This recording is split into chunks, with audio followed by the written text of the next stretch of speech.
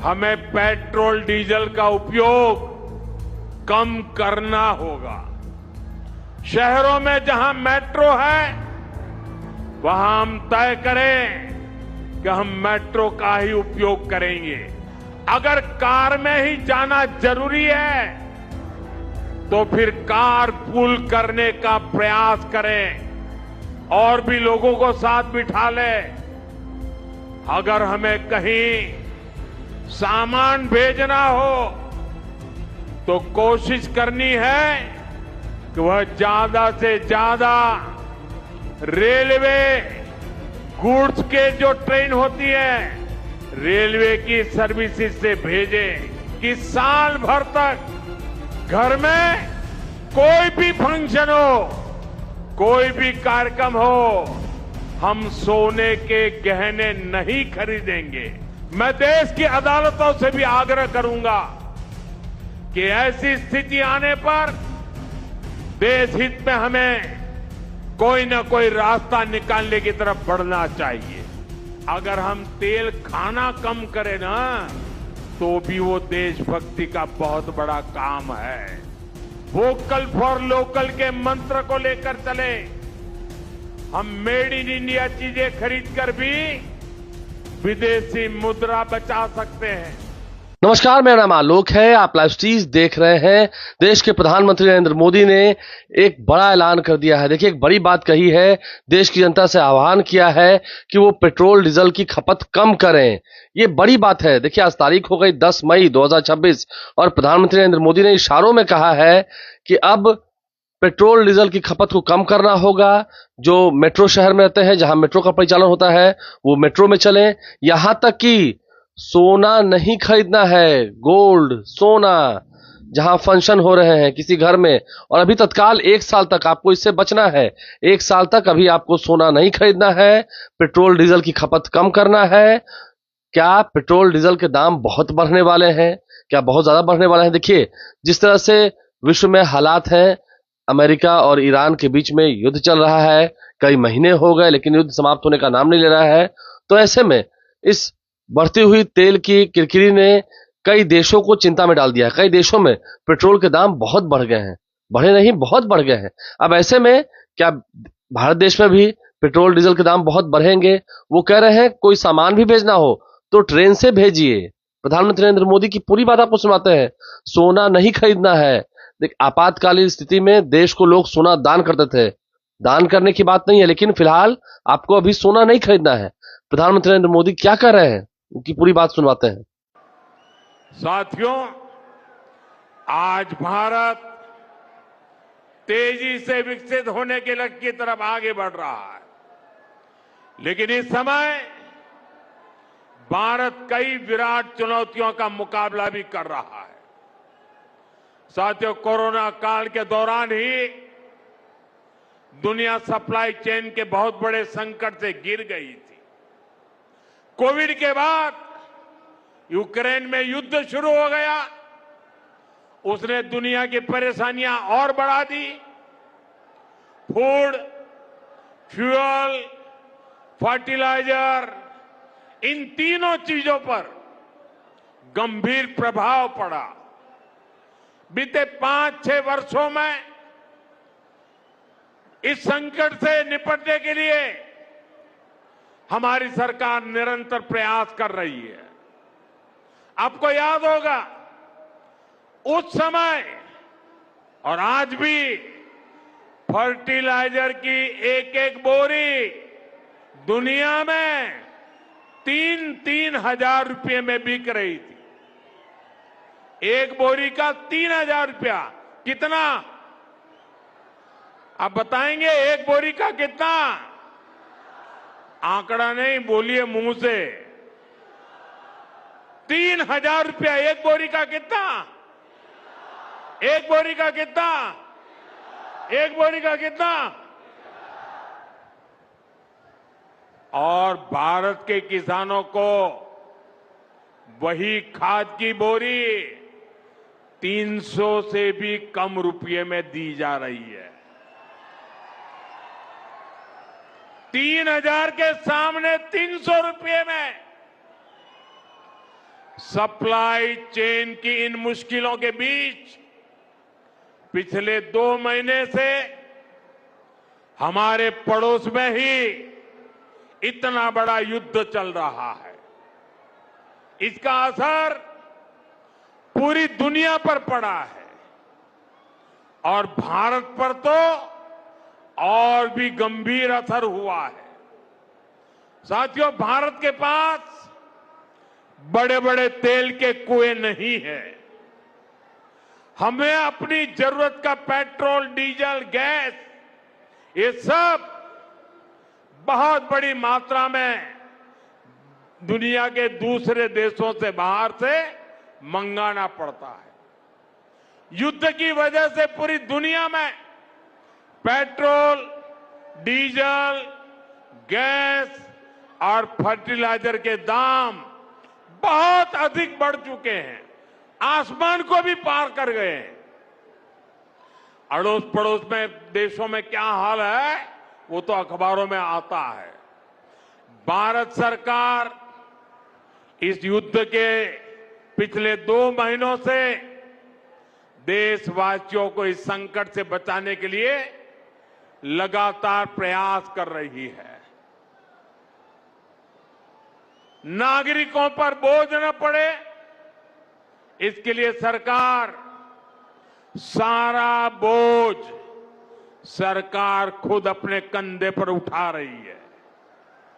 लेकिन साथियों, जब सप्लाई चेन पर संकट लगातार बना रहे तो हम कितने भी उपाय कर लें, मुश्किलें बढ़ती ही जाती है।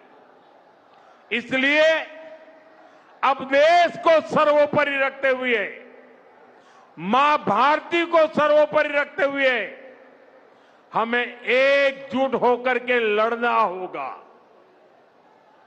हमें याद रखना है, देश के लिए मरना ही सिर्फ देशभक्ति नहीं होती है। देश के लिए जीना और देश के प्रति अपने कर्तव्यों को निभाना, वो भी देशभक्ति होती है। इसलिए वैश्विक संकट के इस समय में हमें कर्तव्यों को सर्वोपरि रखते हुए कुछ संकल्प लेने होंगे और उन संकल्पों को पूरे समर्पण भाव से पूरा करना होगा। जैसे एक बड़ा संकल्प है पेट्रोल डीजल का संयम से इस्तेमाल करना। साथियों, हमें पेट्रोल डीजल का उपयोग कम करना होगा। शहरों में जहां मेट्रो है वहां हम तय करें कि हम मेट्रो का ही उपयोग करेंगे, ज्यादा से ज्यादा मेट्रो में ही जाएंगे। अगर कार में ही जाना जरूरी है तो फिर कार पूल करने का प्रयास करें और भी लोगों को साथ बिठा ले।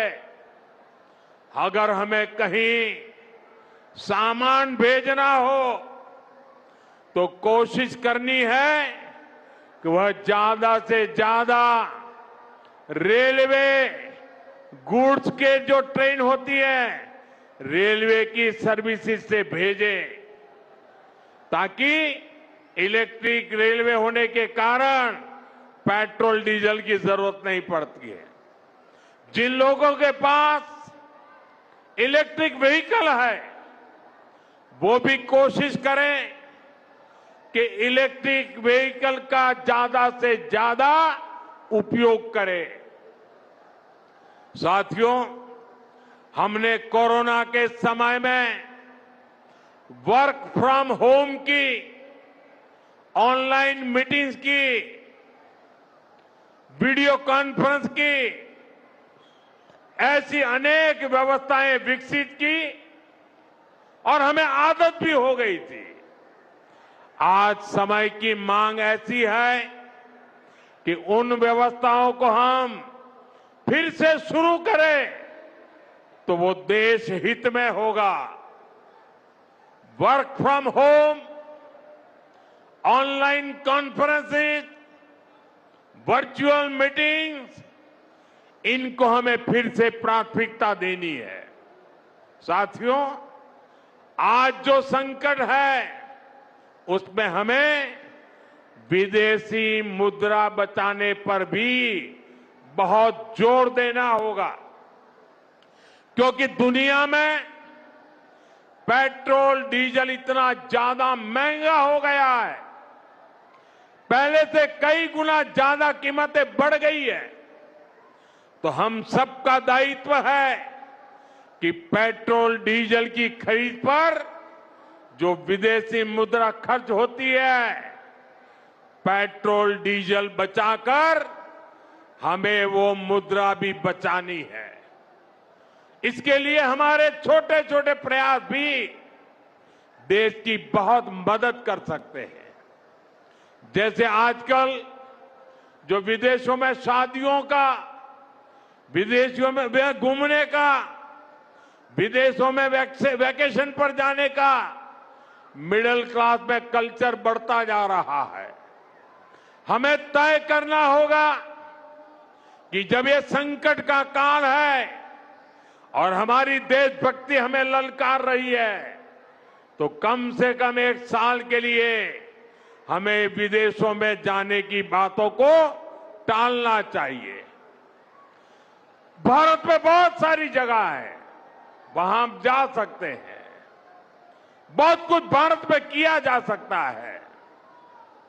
इस बेटी को नीचे बिठाइए, उसे थक जाएगी। उस बेटी को बिठाइए। वो थैंक यू बेटा, थैंक यू। बैठिए, आप नीचे बैठिए। मैंने देख लिया बेटा, उसको देख लिया, अब आप बैठ जाइए। हाँ, इस छोटी बच्ची को क्यों परेशान करते हो भाई? इन बच्चों को बैठने दीजिए प्लीज। बच्चों को परेशान मत कीजिए जी।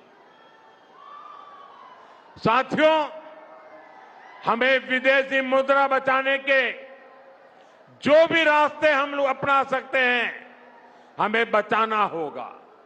साथियों, गोल्ड यानी सोने की खरीद एक और पहलू है जिसमें विदेशी मुद्रा बहुत अधिक खर्च होती है।